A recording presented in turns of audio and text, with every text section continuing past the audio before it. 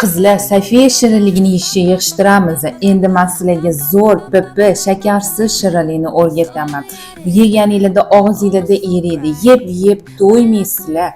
Endi ozvatgan paytimizda shirinlikni cheklamasdan ozamiz. Hattoki uylarga mehmon kelsa pishirib bersanglar, "Voy semirib ketaman, hazm bo'lmaydi" demasdan paqqos qilib yevolishadi. Qizlar, bitta pishirib ko'ringlar, menga rahmat deb aytasizlar. Unutasizlar butun Safiyaning shirinliklarini. Unda qani ketdik, boshladi. 2 dona bananni blender idishga solib olamiz.